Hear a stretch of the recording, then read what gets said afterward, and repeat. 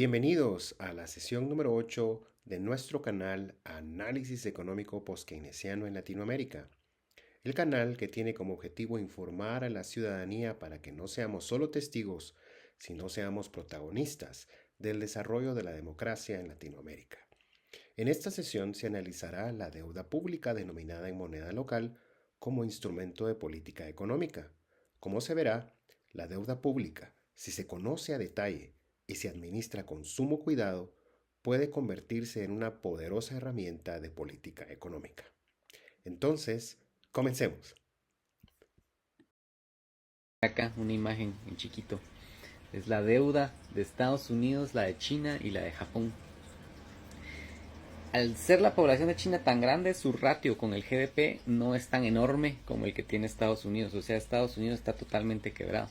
Pero no me malentiendan, los tres países, tanto China como Estados Unidos como Japón, y más abajito están Italia, Francia, Canadá, Inglaterra. O sea, todo el G7, todos están quebrados.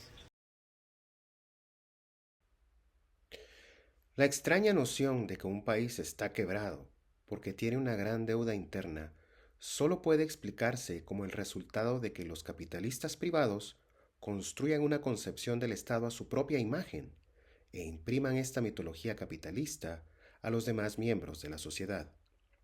Esta cita del economista Ava Lerner se encuentra en la página 304 del libro que él escribió titulado The Economics of Control.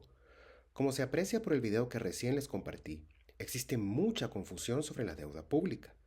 Pero esta confusión sucede porque un gobierno que emite y administra su propia moneda se le compara con un hogar o con una empresa. Existe una gran diferencia entre estos dos últimos con el gobierno. El gobierno emite y administra la moneda con la que gasta. Los hogares o las empresas no pueden hacer esto. Como se analizará en esta sesión, la deuda pública denominada en la moneda que un gobierno emite en realidad no es deuda. En esta sesión también se analizará que la venta de títulos del Tesoro que emite el gobierno no tiene como finalidad financiar el gasto público. En realidad, estos títulos del Tesoro realizan funciones fundamentales tanto de política monetaria como de política fiscal. Empecemos entonces a analizar la deuda pública. Pero antes de iniciar con nuestro análisis, se debe presentar una distinción importante. Los países industrializados cuyo gobierno emite y administra su propia moneda generalmente emiten deuda pública denominada en su propia moneda. Por ejemplo, en los casos de Reino Unido, Estados Unidos y Japón, el 100% de su deuda pública está denominada en su propia moneda. En otros casos, como China y Canadá, el porcentaje de deuda pública denominada en moneda extranjera es muy bajo. Por ejemplo, para Canadá en 2023 era el 2%. Esto sucede porque existe demanda por instrumentos denominados en estas monedas en mercados internacionales. Este hecho presenta una desventaja para estas naciones. Un porcentaje de esta deuda está en manos de inversionistas o gobiernos extranjeros. Por ejemplo, hasta abril de 2024, el 23% de la deuda pública de Estados Unidos y el 29% de la deuda pública de Reino Unido estaba en manos extranjeras. Para las naciones latinoamericanas, la historia es muy distinta, por la baja demanda de su moneda en mercados internacionales. La deuda pública en estos países, en Latinoamérica, está compuesta por deuda en moneda local, deuda en moneda extranjera y préstamos a instituciones financieras internacionales. En esta sesión se analiza la deuda pública denominada en moneda local.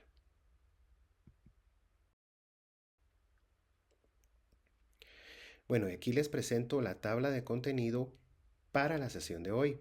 Iniciaremos brevemente con una introducción al tema, luego presentaremos las principales características de la deuda pública.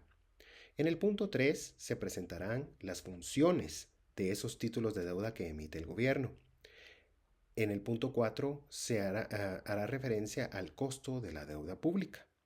En el quinto punto se presentarán otras consideraciones importantes y en el punto 6 se presenta la conclusión. Empecemos entonces con la introducción. Hablemos un poco entonces sobre qué es en realidad la deuda pública.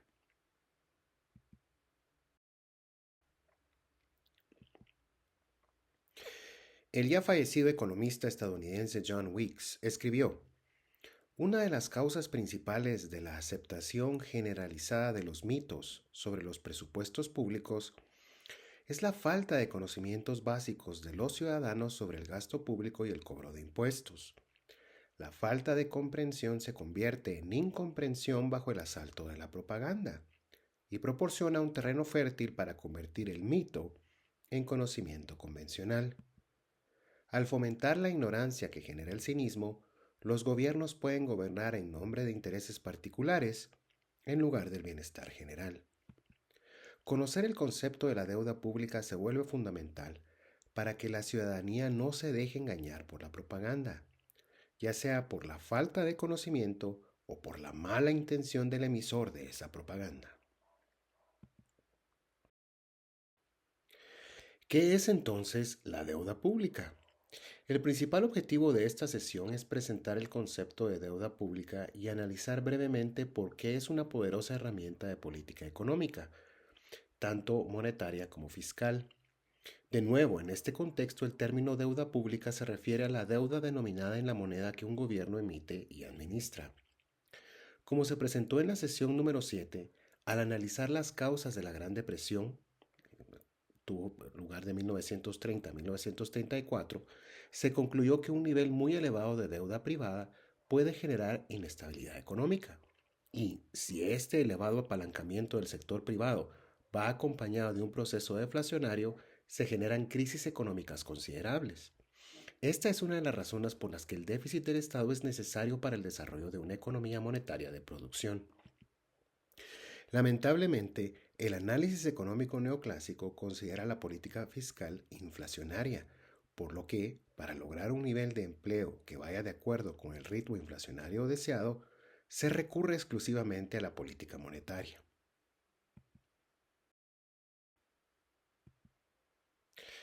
Para presentar de forma apropiada el concepto de deuda pública, se deben revisar de nuevo dos conceptos. Ambos se presentaron en la sesión número 4. El primero se refiere a que, al presentarse un déficit fiscal, el Estado que emite y administra su propia moneda crea dinero fiat.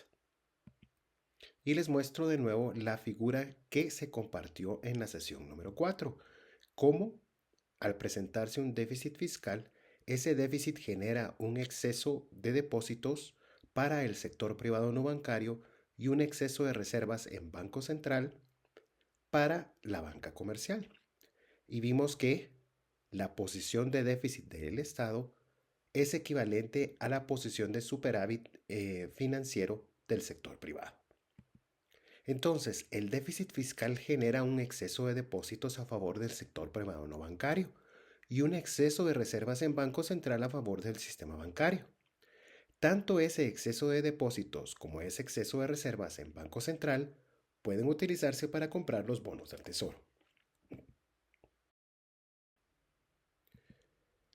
El segundo concepto se refiere a que la deuda pública no tiene como objetivo financiar el gasto público.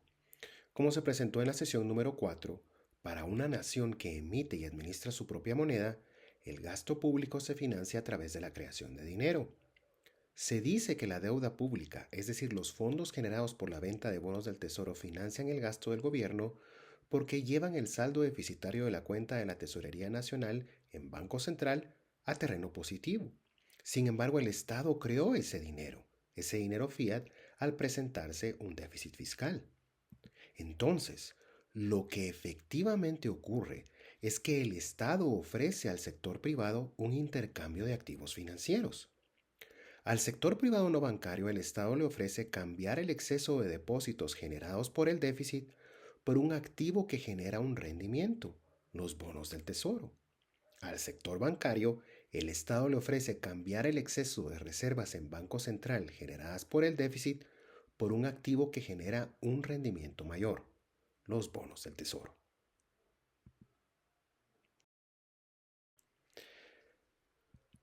Generalmente se define a la deuda pública como la cantidad de bonos del Tesoro en moneda local que se encuentra en circulación. Sin embargo, es necesario recordar que el valor de esos bonos del Tesoro es equivalente a la cantidad de dinero fiat que ha creado el Estado y que no ha sido destruido a través del cobro de impuestos. es decir, el dinero fiat que creó a través del déficit. Así como el Banco Central crea reservas en Banco Central para garantizar el dinero crédito creado por el sector bancario, el Estado crea bonos del Tesoro para garantizar el dinero fiat que ha creado cada vez que presenta déficit fiscal. Entonces, la deuda pública interna es un activo público que ha creado el Estado para que el sector privado pueda ahorrar, es decir, acumular activos financieros. Es un activo seguro, pues está garantizado por el Estado, ya que al estar denominado en la moneda que el gobierno emite y administra, el Estado siempre podrá hacerle frente al pago de los títulos y sus intereses. Y, como se verá más adelante en esta sesión, esos títulos cumplen funciones fundamentales, tanto de política monetaria como de política fiscal. Por último, si la deuda pública en realidad es un activo, argumentar que una nación industrializada está quebrada por su alto nivel de deuda pública interna es totalmente absurdo. Hablemos un poquito ahora sobre las características de la deuda pública. A continuación se presentan las principales características de la deuda pública denominada en la moneda que un gobierno emite y administra y que se encuentra en manos de sus ciudadanos. Ava Lerner presentó algunas de estas características. La primera, de acuerdo con Lerner, es que el tamaño de la deuda nacional cuando está en manos de los ciudadanos del país es una cuestión casi sin importancia al lado de la importancia de mantener un nivel de pleno empleo. Al identificar a la deuda pública como un activo, se concluye fácilmente que el argumento "la deuda es una carga injustificable para futuras generaciones" no tiene validez alguna. Pero si analizamos esta primera característica que presenta Lerner, aquí Lerner describe un mundo ideal, que en la realidad no existe. Como recién se revisó, los países industrializados emiten toda o casi toda su deuda en su propia moneda, pero tienen la desventaja de que parte de esa deuda está en manos extranjeras. Esto implica que el pago de intereses saldrá de la nación y esto tendrá sus consecuencias. Para los países latinoamericanos, por otro lado, parte de su deuda está denominada en moneda extranjera y esta deuda es totalmente distinta a la deuda pública a la que nos estamos refiriendo aquí. Pero el punto de Lerner en el que nos debemos concentrar es que si ese mundo ideal existiera, es decir, que los bonos del tesoro estuviesen en manos de los ciudadanos de una nación y que todos los contribuyentes al fisco tuviesen acceso a esos instrumentos, el tamaño de la deuda pública no importaría. Veamos otra característica que también presenta Lerner. Él escribió: no es cierto que la deuda nacional deba pagarse alguna vez, como tampoco es cierto que todos los bancos deban, en un día específico, cancelar todas sus deudas y pagar a sus depositantes. Es decir, el proceso normal de la deuda pública es que el tenedor de un bono reciba su dinero al vencimiento, y si no desea renovar ese bono, otro inversionista tomará su lugar. Y este es un punto muy importante, porque cuando se habla de deuda pública muchas personas se preguntan, ¿cómo le va a hacer el Estado para pagarnos de regreso toda esa deuda? En realidad no tiene por qué pagarla en ningún momento. Y la comparación que hace Lerner con la banca comercial es totalmente válida. Como se analizó en la sesión 3, al depositar en un banco comercial le estamos prestando dinero a ese banco para que pueda financiar sus operaciones. Imagínense ustedes qué ocurriría con la banca comercial de un país si cada persona que entrega un depósito a un banco se pusiera a pensar: ¿cómo le va a hacer este banco para pagarle de regreso todo su dinero a todos los depositantes? Pues lo ideal es que no tenga que devolverlo todo al mismo tiempo en ningún momento. Así es como funciona la deuda pública. Y continuamos con características de la deuda pública. Del argumento anterior puede identificarse otra característica de la deuda pública. En realidad no es deuda. El Estado convierte el dinero fiat que creó tras un déficit fiscal en bonos del tesoro denominados en la moneda que emite y administra. Al llegar ese bono a su fecha de expiración, el Estado tiene dos opciones: entregar un nuevo bono o entregar el valor nominal del bono en la moneda que el Estado emite y administra. El Estado tiene control de ambas. Y este punto es fundamental para entender la deuda pública interna. La deuda pública denominada en la moneda que un gobierno emite y administra no es deuda. Como se revisó al inicio de esta sesión, los bonos del Tesoro representan un cambio de activo financiero que ofrece el Estado. Es decir, los bonos del Tesoro funcionan como una garantía del dinero fiat que el Estado creó e inyectó en la sociedad, pero que no pudo cobrar como impuestos. Pónganse a pensar en el dinero en efectivo que circula en nuestros países. Me refiero a los billetes y a las monedas específicamente. Si ustedes revisan el balance general de su banco central, ese dinero aparece en el lado del pasivo del Banco Central.